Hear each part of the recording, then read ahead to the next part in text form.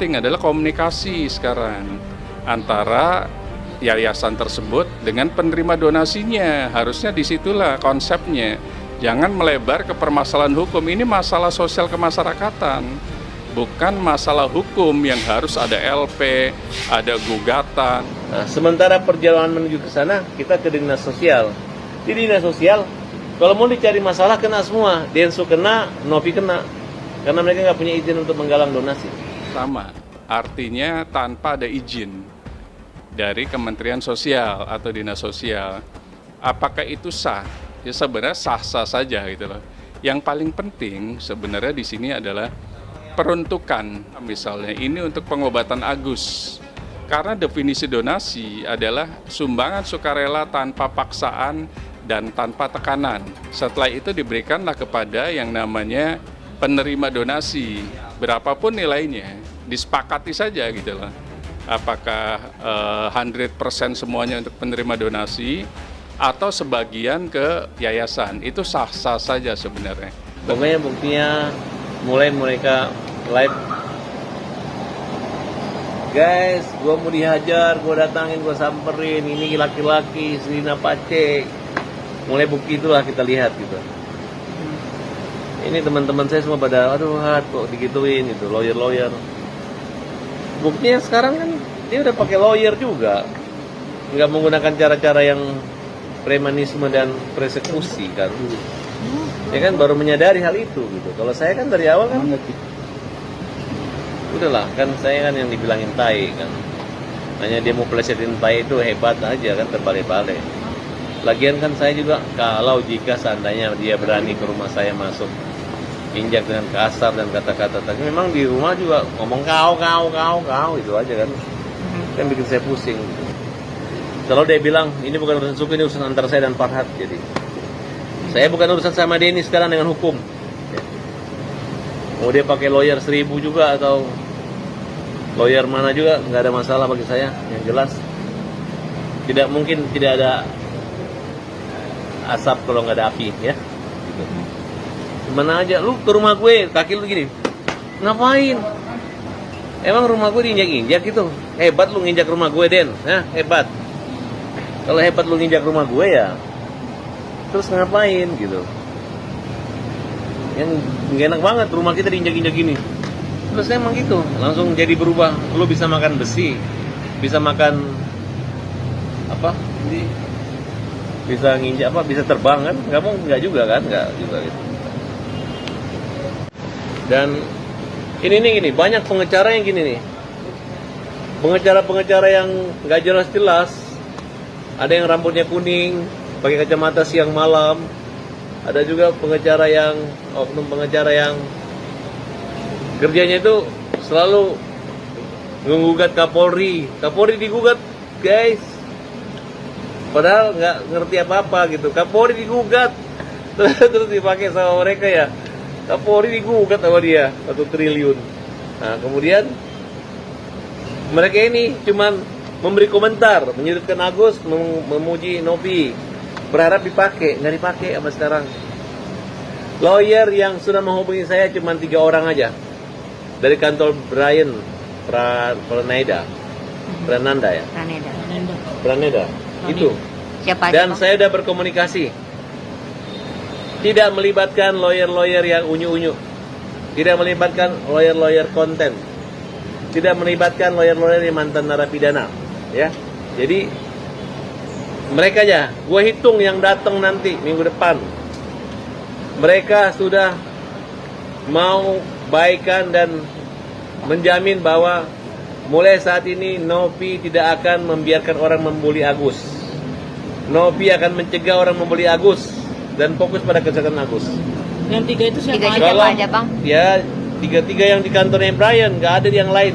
Ya, inisial. Saya nggak mau dengar ring 1, ring 2, ring 3. Cuman 3 orang yang ngirim surat. Kecuali mereka prank aku baru percaya. Suratnya lebih Tapi kepada namanya apa, Bang? yang bermasalah dengan saya, yang saya laporin di sini nggak usah jauh-jauh. Jauh-jauh, ya. Yang asbun jauh-jauh, minggir. Agus melewatnya adalah Dari 3 orang ada itu. 2 alternatif. Pertama, uang di yayasan, kemudian setelah selesai sehat Agus diserahkan sepenuhnya untuk kepentingan dan keperluan Agus. Kedua, oleh pihak ketiga. Dan jika selesai diserahkan kepentingan. Dan itu dijamin oleh Brian, udah ngomong ke saya. Jadi masyarakat harap tenang, gak usah lagi takut, tidak ada yang ribut. Yang bikin heboh ini nih kurcaci yang nggak jelas, ya. Yang menggambarkan yang manyun, yang ngejelekin Agus, memprovokasi, yang jelekin aku, yang mau lapor aku, yang nggak nyambung gitu, ya. Nah inilah orang-orang yang menurut saya tidak belajar kode etik lawyer. Giliran saya serang dikit langsung baper, langsung kayak orang apa ya gitu. Nah, sementara perjalanan menuju ke sana kita ke dinas sosial. Di dinas sosial kalau mau dicari masalah kena semua, Densu kena, Novi kena, karena mereka nggak punya izin untuk menggalang donasi. Dan Agus tidak kena. Kenapa? Karena Agus adalah orang yang menerima charity. Charity-nya ini adalah amal sumbangan sukarela. Bukan melalui yayasan uangnya, tapi melalui nomor rekening yang sumbangan seikhlasnya dari diri sembako. Keinginannya ada yang kapok gitu, ya kan? Malah saya bilang kalau lu nyerang saya, senang banget gue nya, tapi udahlah kalau udah minta maaf ya baik-baik aja lah. Setahu saya bahwa dia ke Mensos ditegur dan tidak ada izin untuk donasi itu. Lu ada izin nggak? Itu aja kan bicara legalitas. Dari awal kan sudah katakan legal nggak? Lu jangan nggak legal tapi lu ejek-ejek gue yang ilegal kan? Apalagi ada petisi minta aparat mundur dari pengacara, apa itu?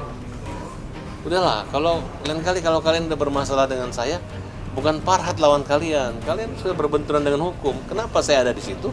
Karena saya tahu ada yang bisa menjangkau kalian tentang hukum ini gitu. Jadi makanya jangan menyerang pribadi saya.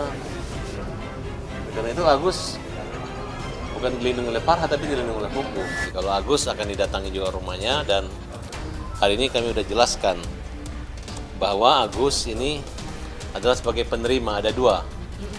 Yang akan menjadi persoalan besar adalah bahwa pengumpulan dana itu nggak ada izin oleh yayasan. Jadi kalau mereka merasakan keawaman tidak tahu, nggak boleh seperti itu. Sedangkan Agus berbeda, Agus menerima data pribadi gitu. Kita berharap mudah-mudahan kisru ini dapat selesai. Tapi kalau tidak ya silakan gitu. Bagi saya kalau mau menggunakan jalur hukum begini, ya kalau mereka nggak mau baik-baik dengan saya senang banget. Saya punya amunisi lagi untuk menyerang mereka. Saya lagi berpikir ini, kalau kalian masih terus memperlakukan cara begini, saya akan menggunakan cara-cara hukum, cara-cara undang-undang untuk mempersulit kalian. Termasuk DS, termasuk NP. Dengan sah atau tidaknya sebuah penggalangan dana, sebenarnya tergantung kalau mau kita lihat undang-undangnya dan peraturan pemerintahnya, memang harus seizin. Termasuk undian ya, seizin oleh Kementerian Sosial atau Dinas Sosial setempat. Jadi sebelum penggalangan dana, donasi dan lain-lain dan diumumkan, itu harus ada permohonan dulu kepada Kementerian Sosial dan Dinas Sosial setempat. Kemudian setelah itu dijawab oleh Kemensos. Baru setelah itu penggalangan dana dimulai. Namun beberapa yayasan, bukan hanya Yayasan Teh Novi saja, mungkin melakukan upaya yang relatif sama, artinya tanpa ada izin dari Kementerian Sosial atau Dinas Sosial. Apakah itu sah? Ya sebenarnya sah-sah saja gitu loh. Yang paling penting sebenarnya di sini adalah peruntukan dari dana tersebut. Untuk apa? Kalau memang peruntukannya jelas, katakanlah misalnya ini untuk pengobatan Agus. Karena definisi donasi adalah sumbangan sukarela tanpa paksaan dan tanpa tekanan. Setelah itu diberikanlah kepada yang namanya penerima donasi. Berapapun nilainya, disepakati saja gitu loh. Apakah 100% semuanya untuk penerima donasi atau sebagian ke yayasan. Itu sah-sah saja sebenarnya. Bermohon. Itu harus bermohon dulu sebelum pengumpulan donasi. Karena apa? Nanti Kemensos atau Dinas Sosial akan mengawasi donasi tersebut peruntukannya untuk apa.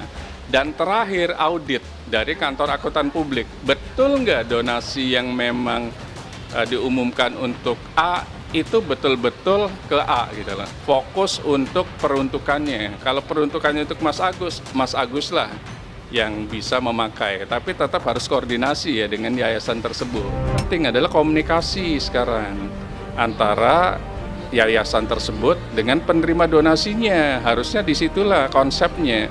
Jangan melebar ke permasalahan hukum. Ini masalah sosial kemasyarakatan.